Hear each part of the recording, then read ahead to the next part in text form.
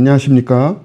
맥체인 성경 읽기 창세기 5장, 마태복음 5장, 에스라 5장, 사도행전 5장입니다. 첫 번째 창세기 5장, 본문 이해에 도움이 되는 중요한 배경과 맥락을 소개합니다. 창세기 5장은 아담의 계보를 기록하며 하나님의 형상대로 창조된 인간의 역사를 보여줍니다. 이 계보는 아담에게 노아에 이르기까지의 족장들을 포함하며 각 인물이 살다가 죽었다는 반복적 표현으로 죄로 인한 죽음의 현실을 강조합니다.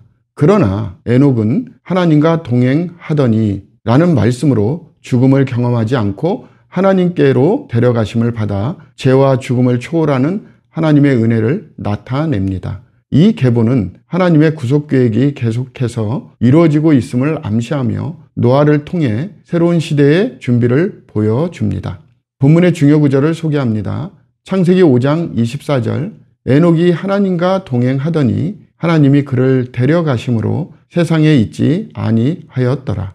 본문을 적용하는 데 도움이 되는 가이드라인입니다. 창세기 5장은 우리의 삶이 하나님의 구속 계획 안에 있음을 상기시킵니다.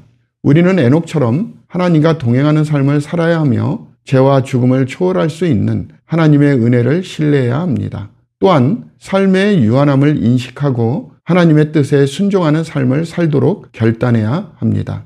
두 번째 본문 마태복음 5장입니다. 본문 이해에 도움이 되는 중요한 배경과 맥락을 소개합니다.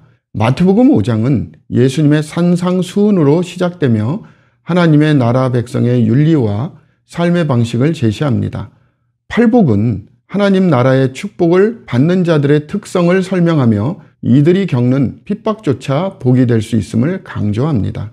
너희는 세상의 소금이요 빛이라는 말씀은 그리스도인이 세상에서 감당해야 할 사명을 상기시킵니다. 예수님은 율법을 완전하게 하러 오셨으며 마음의 동기를 포함한 내적 순종을 강조하심으로 율법의 깊은 의미를 가르치십니다. 본문의 중요 구절을 소개합니다. 마태복음 5장 16절, 이같이 너희 빛이 사람 앞에 비치게 하여 그들로 너희 착한 행실을 보고 하늘에 계신 너희 아버지께 영광을 돌리게 하라.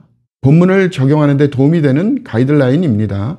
우리는 산상수훈을 통해 그리스도인으로서 세상의 소금과 빛이 되는 삶을 살아야 함을 배웁니다. 우리의 착한 행실이 하나님의 영광을 드러내는 도구가 되어야 하며 내면의 순결함과 외면의 선행이 조화를 이루어야 합니다. 하나님 나라의 가치를 삶 속에 실천하며 율법의 정신을 따라 사는 신앙을 가져야 합니다. 세 번째 본문 에스라 5장입니다. 본문 이해에 도움이 되는 중요한 배경과 맥락을 소개합니다. 에스라 5장은 성전 건축이 중단된 상황에서 선지자 학개와 스가랴의 예언을 통해 다시 시작되는 장면을 기록합니다. 이들은 하나님의 명령에 따라 백성을 격려하여 성전 건축을 재개하도록 독려합니다. 유다의 지도자 스룹바벨과 예수아는 하나님의 말씀에 순종하며 공사를 시작했고 대적들은 다시 이를 중단시키기 위해 다리오 왕에게 보고서를 올립니다. 이 장은 하나님의 말씀과 믿음의 순종이 어려운 상황 속에서도 하나님의 일을 계속하게 한다는 메시지를 강조합니다. 본문의 중요 구절을 소개합니다. 에스라 5장 1절에서 2절, 선지자들 곧 선지자 학개와 이또의 손자 스가랴가 이스라엘의 하나님의 이름으로 유다와 예루살렘에 거주하는 유다 사람들에게 예언하였더니 이에 스알디엘의 아들 스룹바벨과 요사닥의 아들 예수아가 일어나 예루살렘에 있던 하나님의 성전을 다시 건축하기 시작하며 하나님의 선지자들이 함께 있어 그들을 돕더니.